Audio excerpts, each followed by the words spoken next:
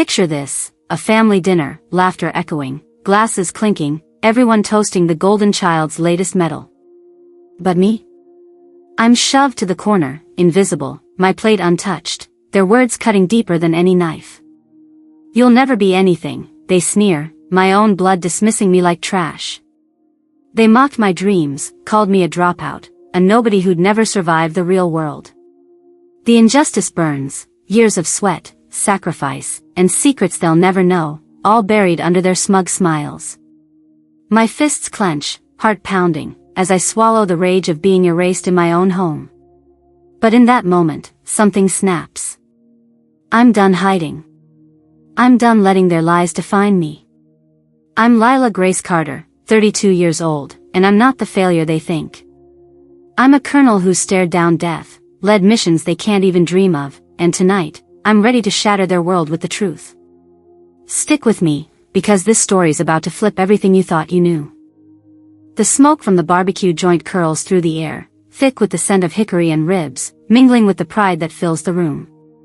It's a warm June evening in Colorado Springs, the Rocky Mountains looming like silent judges in the distance, their peaks catching the last glow of sunset. I step into Rusty's Smokehouse, a local favorite just 5 miles from Peterson Air Force Base, where my family's gathered to celebrate my sister, Sienna Carter. The place is packed, red checkered tablecloths, neon beer signs, and a jukebox blaring country tunes. Everyone's here for Sienna, the star of the night, her Air Force uniform crisp, her new lieutenant bars gleaming under the lights. My parents, John and Ellen Carter, beam as they clink glasses with neighbors, their voices loud with praise for her latest promotion. But me? I'm the afterthought, the one they barely glance at as I slip through the crowd, my plain black dress a stark contrast to the sea of military blues. I find a seat at the far end of the table, next to a stack of napkins and a half-empty pitcher of sweet tea. The chatter swirls around me, Sienna's top scores in flight training, her deployment to Germany, her bright future. My dad, John, a retired major, slaps the table, laughing. That's my girl. Always knew Sienna was born for the skies. My mom, Ellen, nods, her eyes sparkling. Then she turns to me, her smile fading. Lila, don't slouch. And don't make a scene tonight, okay? This is Sienna's moment. Her words sting, sharp as a slap, and I force a nod, my throat tight. Sienna catches my eye across the table, her expression unreadable, maybe a flicker of pity, but she says nothing. Instead, she raises her glass, soaking in the cheers. A neighbor, Tom, leans over, his breath heavy with beer. So, Lila, still pushing papers at that office job? Gotta be tough, watching Sienna soar while you're stuck on the ground. The table chuckles, and I grip my glass, the cold biting my fingers. I manage, I say, my voice steady, but inside, I'm screaming. They don't know the missions I've led, the lives I've saved, the secrets I carry as a colonel. My phone buzzes in my pocket, a coded alert from Peterson, urgent, classified. I glance at it under the table, immediate briefing. Cyber threat detected. My pulse spikes, but I can't leave, not yet. Not while they're tearing me down. Sienna finally speaks, her tone cool. Lila, you should have stuck with the Air Force program. You could have been something. The words land like a punch, and for a moment, the room feels smaller, the laughter louder. I meet her gaze, my heart a storm of hurt and defiance. Maybe I already am, I say, barely above a whisper. She frowns, confused, but before she can reply, my mom cuts in. Enough, Lila. Grab more napkins from the bar.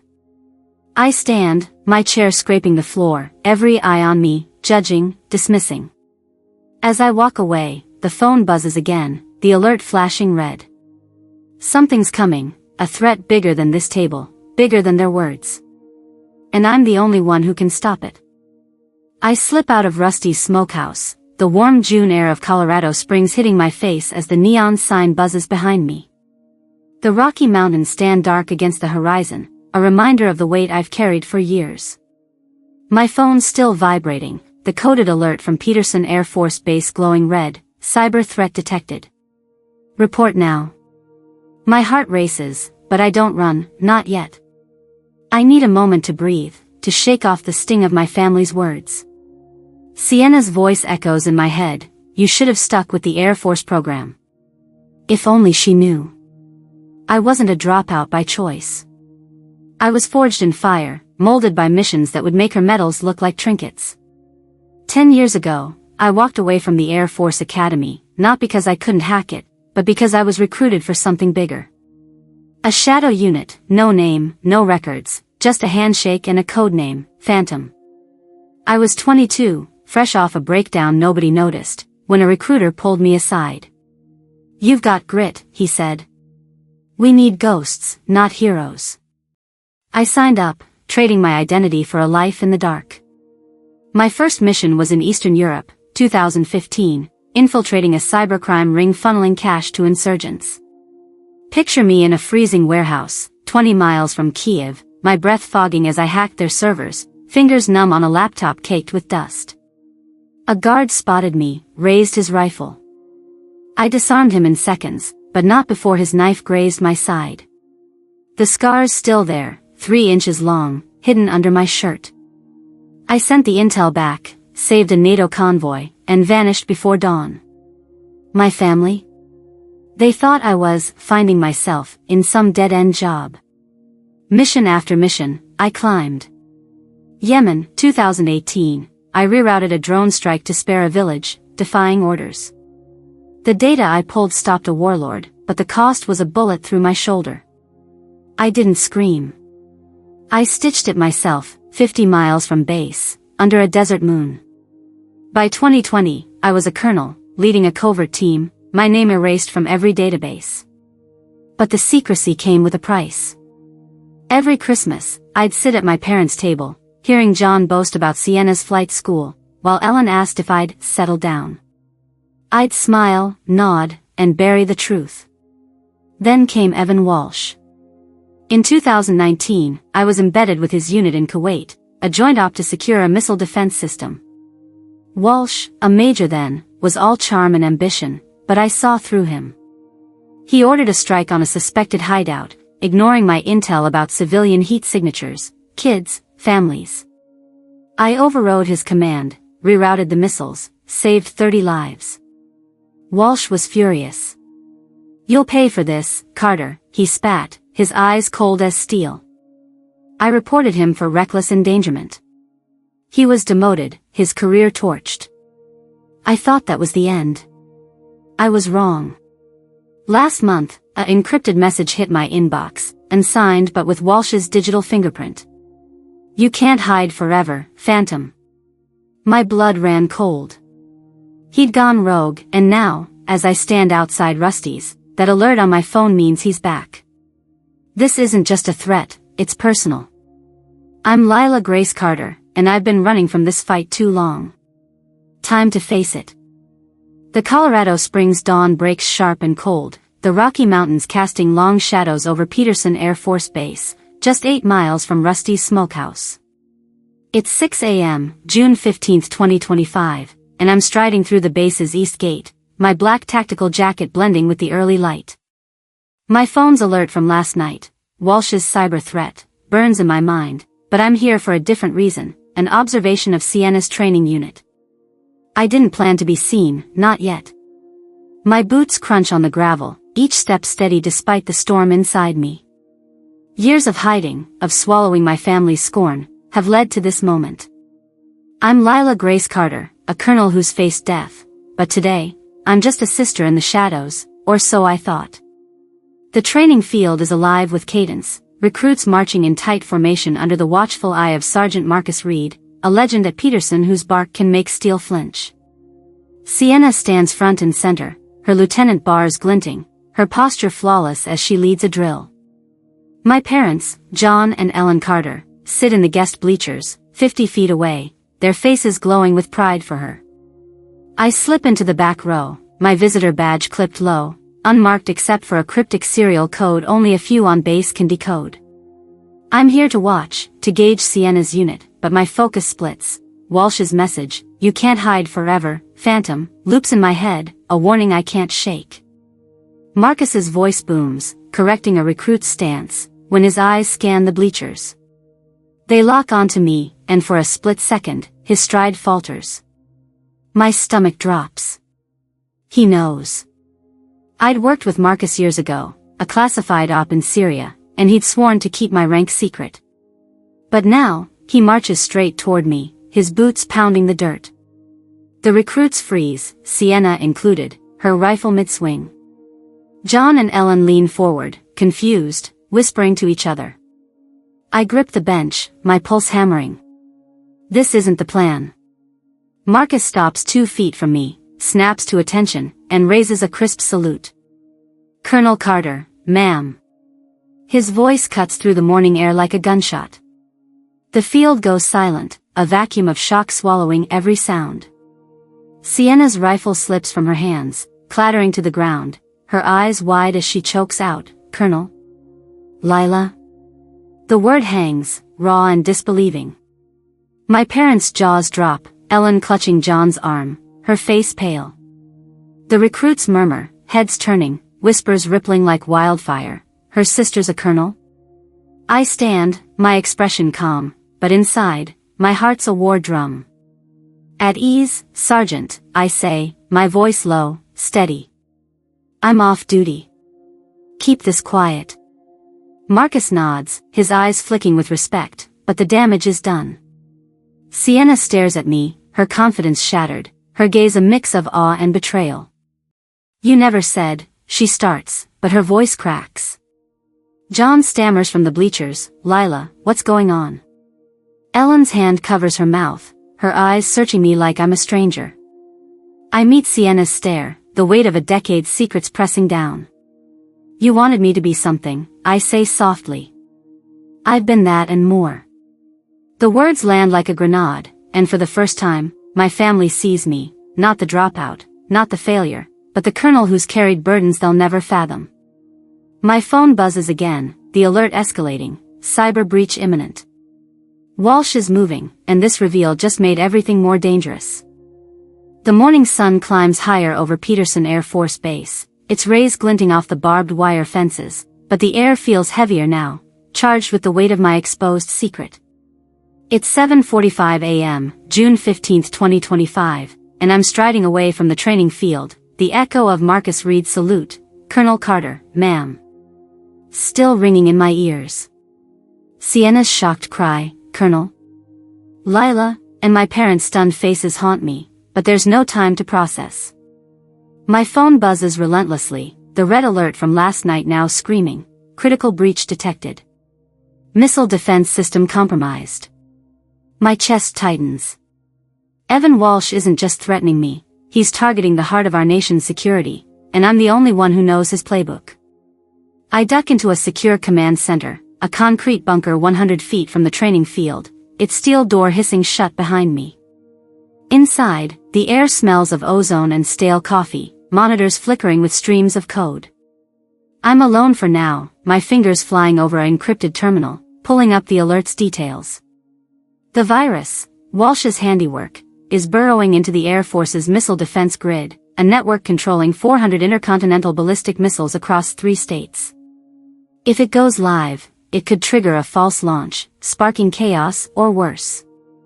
My mind races back to Kuwait, 2019, when Walsh's reckless orders nearly killed civilians. This is his revenge, a digital bomb meant to frame me as the traitor. The door swings open, and Sienna storms in, her face a storm of confusion and hurt. Her uniform is still crisp, but her hands tremble. "Lila, what the hell was that out there?" she demands, her voice sharp. "A colonel? You let us think you were nothing." I keep my eyes on the screen, my jaw tight. "Not now, Sienna. We've got bigger problems." She steps closer, undeterred. "No, you don't get to brush me off. Why didn't you tell me?" "All those years," I thought, her voice cracks, betraying the sting of her own words from last night at Rusty's, "You could have been something." I spin to face her, my patience fraying. "You want the truth?" I was saving lives while you were earning medals.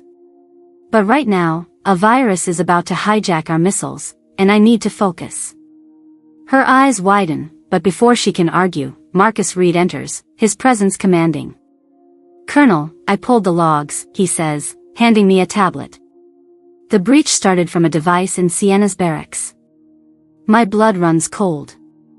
I turn to Sienna, who pales, shaking her head. I found an old USB in your old duffel, Lila. I thought it was just files. I plugged it in last night to see. The room spins. That USB, my backup from the Kuwait op, laced with Walsh's dormant code.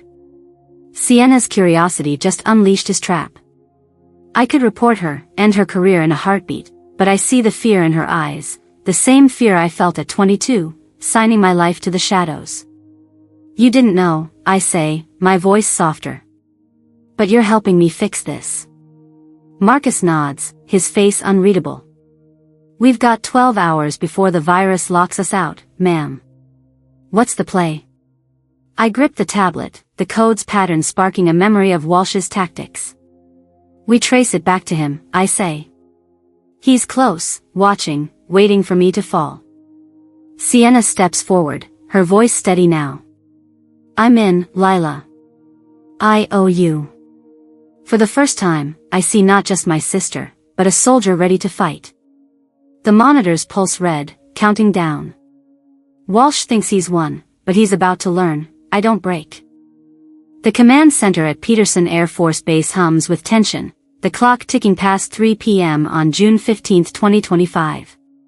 The monitors glow red, screaming warnings about Evan Walsh's virus burrowing deeper into the missile defense grid, threatening 400 warheads across Wyoming, Montana, and North Dakota. I'm Lila Grace Carter, my fingers steady on the encrypted terminal, but my pulse races like a jet engine. Sienna Carter stands beside me, her eyes locked on the code, guilt etched into her face after her mistake. Plugging in my old USB, unleashed this nightmare. Sergeant Marcus Reed guards the door, his jaw set, ready for my orders.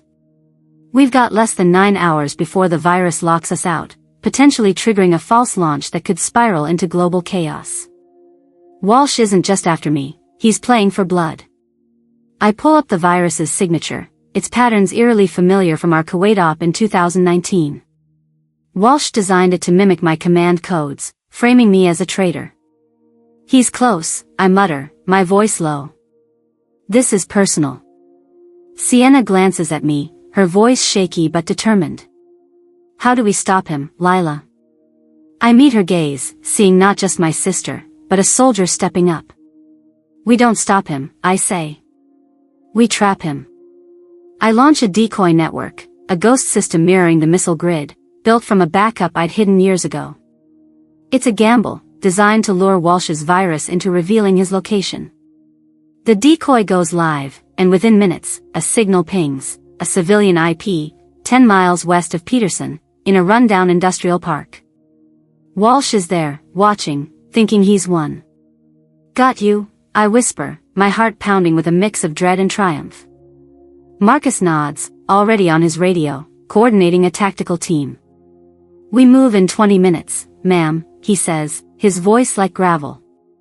Sienna grabs my arm, her eyes wide. "I'm coming with you. I caused this, I need to fix it." I hesitate, then nod. "Stay sharp, Sienna. He's dangerous." We roll out in 2 black SUVs, tires screeching as we speed through Colorado Springs' dusty backroads. The industrial park looms ahead, a maze of rusted warehouses under a gray sky. Our team, 6 operatives, Marcus, Sienna, and me, breaches a warehouse 300 feet long, flashlights cutting through the dark. Inside, Walsh sits at a makeshift command post, screens flickering with stolen data. His eyes snap up as we storm in, a smirk curling his lips. "One click, Carter," he sneers, his finger hovering over a laptop. And those missiles fly. My team freezes, rifles raised. I step forward, my voice ice cold. "You're done, Walsh. Your virus hit my decoy." His smirk falters, and Sienna, at my side, spots a blinking error on his screen. "Lila, it's crashing," she shouts, her fingers flying to a tablet, exploiting the virus's flaw she'd studied in the command center. The screens go black, Walsh's plan collapsing. He lunges for a backup drive, but Marcus tackles him, cuffs snapping around his wrists. "Game over," I say, my voice steady, though my hands shake with relief. Walsh glares, his eyes burning. "You think this clears you? I've already leaked your name, Phantom." My stomach drops. Leaked data means exposure, maybe a court-martial. Sienna grabs my hand, her voice fierce. "We'll fight this together, Lila." Marcus nods, his silence a vow. As we drag Walsh out, the warehouse's shadows feel lighter, but the fight's not over. My secret's out, and the consequences are just beginning. The courtroom at Peterson Air Force Base is cold, not just from the air conditioning but from the weight of judgment hanging in the air. It's 10 a.m., June 16, 2025, less than 24 hours since we dragged Evan Walsh from his warehouse hideout, his virus defeated but his parting shot. "I've already leaked your name, Phantom," still burning in my mind. I'm Lila Grace Carter, standing tall in my dress blues, no medals pinned, just the invisible scars of a decade in the shadows. The panel before me, a colonel, a cyber warfare officer, and a JAG attorney, sits behind a polished oak bench, their faces unreadable. Sienna Carter stands to my left, her lieutenant bars gleaming, her eyes flickering with a mix of guilt and defiance. Sergeant Marcus Reed waits near the back, his arms crossed, a silent pillar of support. My parents, John and Ellen Carter, sit in the gallery, 20 feet away, their expressions a tangle of shock and unease after yesterday's reveal. Evan Walsh, in civilian clothes, his smirk gone but his eyes still venomous, takes the stand. He leans into the microphone, his voice smooth, calculated. "Colonel Carter hid critical errors in Kuwait, 2019, he says, holding up a forged report. "She overrode my orders, endangered the mission, and covered up civilian risks to protect her record." The accusation lands like a missile, the room gasping. My parents shift, Ellen whispering, "Is that true?" I clench my fists, my nails biting into my palms. Walsh is twisting the truth, painting me as the villain for saving 30 lives when he ordered a reckless strike. The JAG attorney turns to me, her voice sharp. "Colonel Carter, your response?" I step forward, my heart steady despite the stakes. A court-martial could strip my rank, my freedom. "In Kuwait," I say, my voice clear, "I detected civilian heat signatures, children, families." Major Walsh ignored my intel, ordered a missile strike. I overrode it, rerouted the missiles, saved those lives. I reported him, and he was demoted. I pull a sealed envelope from my jacket, my original report, time-stamped, signed. Here's the truth he buried. The colonel takes it, her eyes narrowing as she reads. Walsh laughs, a bitter edge. "You think one report clears you? Your name's already out there, Carter. The world knows Phantom's a fraud." His words cut, but I don't flinch. Sienna steps forward, her voice shaking but fierce. "My sister's no fraud," she shouts, her fists balled. "She risked everything for those people, while you played dirty to save your ego." The gallery murmurs, John's jaw tightening, Ellen's eyes welling up. Sienna turns to me, her voice softer. "Lila, I was wrong. You're the hero I never saw." Her words hit harder than Walsh's lies, a crack in the wall between us. The colonel raises a hand, silencing the room. "Colonel Carter, why hide this act of courage?" she asks. I meet her gaze, unflinching. Because heroism isn't about medals. It's about lives saved, not names carved in stone. Marcus nods from the back, his eyes steady. The panel confers, then the colonel speaks. By unanimous decision, charges are dismissed. "Colonel Carter, your actions are commended." Relief floods me, but Walsh's leak looms large. A public scandal could still unravel my covert team. I glance at Sienna, her hand brushing mine, a silent vow to fight on.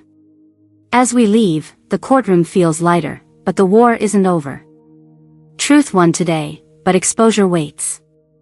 The sun dips low over Colorado Springs, painting the Rocky Mountains in shades of gold and crimson.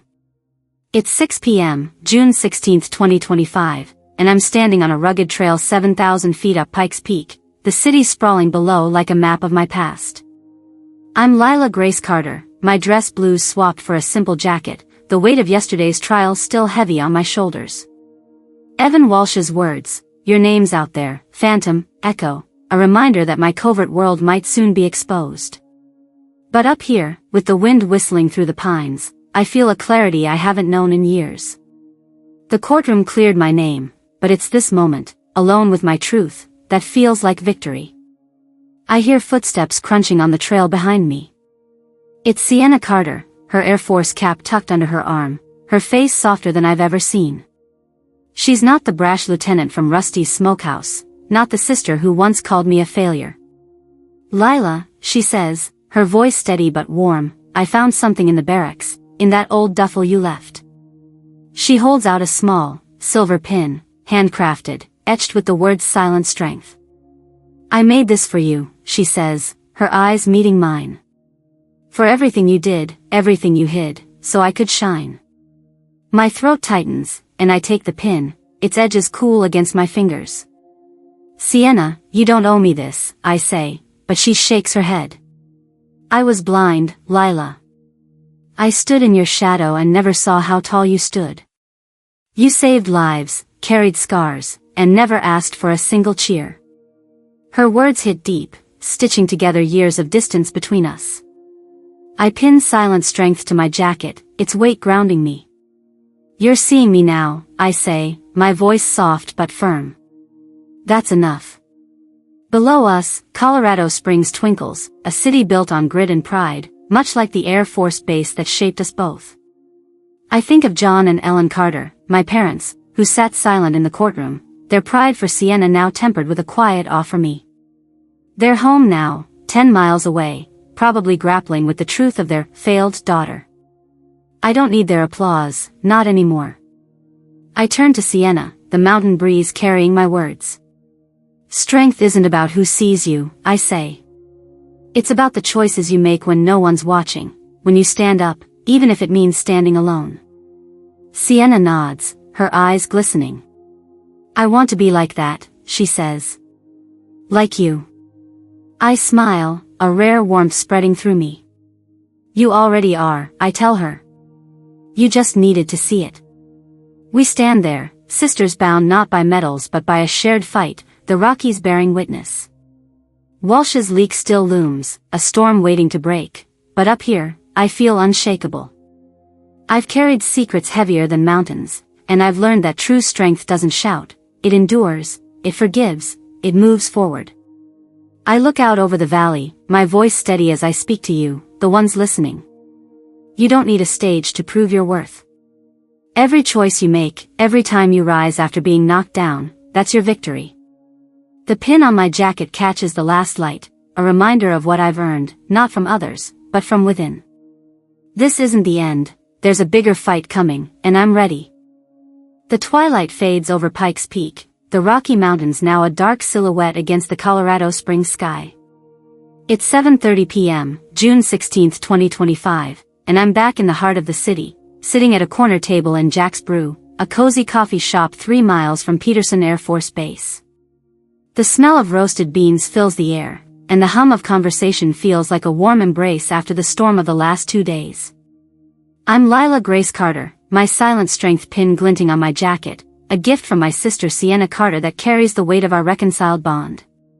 The trial against Evan Walsh is over, his virus stopped, my name cleared, but his leaked data still threatens my covert team, a shadow I'll face another day.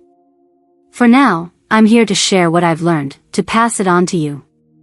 I sip my coffee, its bitterness grounding me, and think about the moments that shaped me, my parents, John and Ellen Carter, dismissing me at Rusty's smokehouse, Sienna's shock when Marcus Reed saluted me, the pulse of danger in that warehouse raid. Every step, I chose to stand tall, not for applause, but because it was right. Here's the lesson: when the world writes you off, when you're pushed to the edges, your strength lies in proving them wrong, not with words, but with actions. Take a moment, right now, and think of one time you felt unseen. Write it down. Maybe it's a dream you buried, a goal you shelved because someone said you'd fail. Now, pick one small step to chase it, a phone call, a plan, a single move forward. That's your silent strength. I look up as Sienna slides into the seat across from me, her smile soft but fierce. You're really doing this, huh? She says, nodding at my phone, where I'm reading your comments. Telling your story to the world? I nod, my voice steady. They need to know strength isn't loud. It's quiet, stubborn, unstoppable. She leans forward, her eyes bright. Then let's make them hear it, Lila. Tell them to share their stories. I smile, her words igniting a spark. You're right, I say. This isn't just my fight. So, here's my challenge to you, write your moment of silent strength, share it with #SilentStrengthChallenge, and tag someone who needs to hear it. Comment, I'm enough, below, and let's build a community of fighters who rise, no matter who doubts them. Hit that subscribe button, because next time, I'm diving into the mission that nearly broke me, a story of courage you won't believe. I'm Lila Grace Carter, and I'm here to remind you, your worth isn't in their cheers, it's in your heart, beating strong, every single day.